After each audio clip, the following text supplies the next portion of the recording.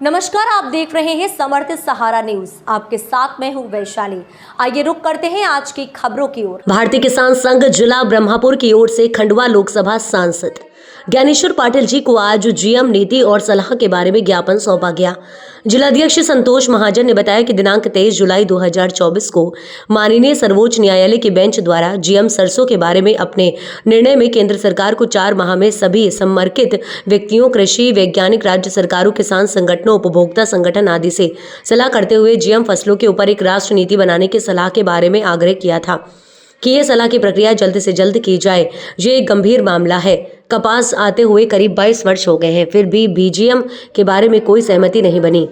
इसका प्रसंस्कृत खाद्यों को हम मांसाहारी चिन्हित करें, ये शाकाहारी, इसके ऊपर निर्णय लेना अभी बाकी है। ऐसी फसल अलग अलग खेत में किया जाना, इसका खरीदारी के लिए अलग अलग व्यवस्था करना, इसके प्रसंस्करण के लिए अलग फैक्ट्रियां लगाना और लोग खाएं या ना खाएं, इसके लिए भी सोचना अभी बाकी है।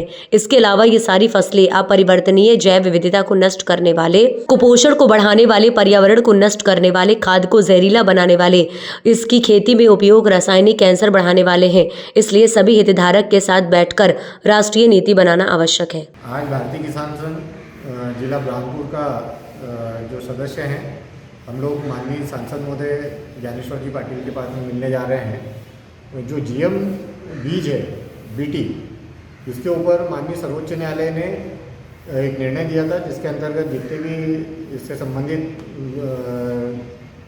राज्य हैं और इनके से बातचीत करने का, हितैषी जो भी हैं, किसान वगैरह, इनसे मिलने का बोला था। लेकिन अभी तक भी उसके ऊपर केंद्र सरकार ने कोई योजना नहीं बनाई है।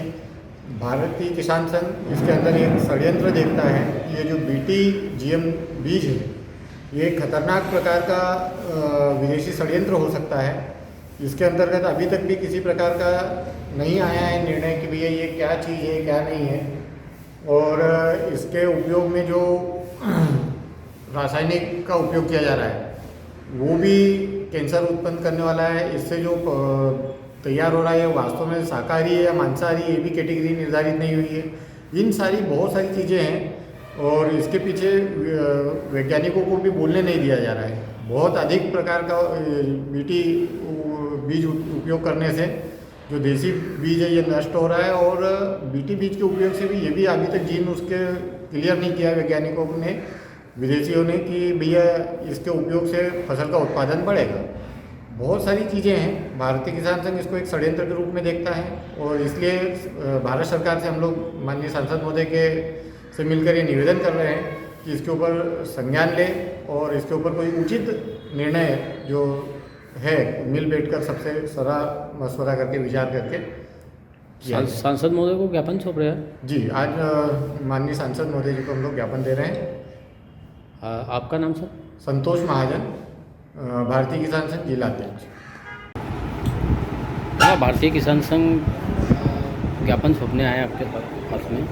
आज भारतीय किसान संघ हमारे मालवा प्रांत के पदाधिकारियों के द्वारा पूरे देश भर में सभी सांसदों के नाम से ज्ञापन दिया जा रहा है।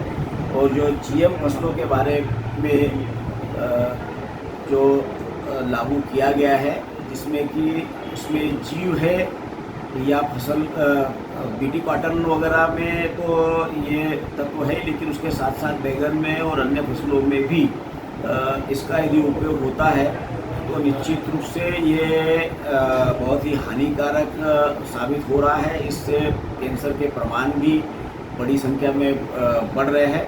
और किसान संघ के द्वारा जो ज्ञापन दिया गया है, इस ज्ञापन को माननीय कृषि मंत्री जी और माननीय पर्यावरण मंत्री जी के संज्ञान में लाकर इस पर निश्चित रूप से कुछ न कुछ हल निकालने का हम सब सांसदों की तरफ से प्रयास करेंगे।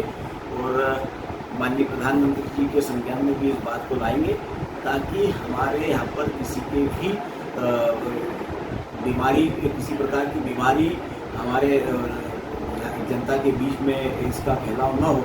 और इसको किस तरह से हम कंट्रोल कर सकते हैं, किस तरह से हम इसको बैंड कर सकते हैं, इस पर भी माननीय कृषि मंत्री जी के संज्ञान में लाकर चर्चा करेंगे। इस खबर में फिलहाल इतना ही। आगे की तमाम अपडेट्स की जानने के लिए जुड़े रहें समर्थ सहारा न्यूज़ के साथ। नमस्कार।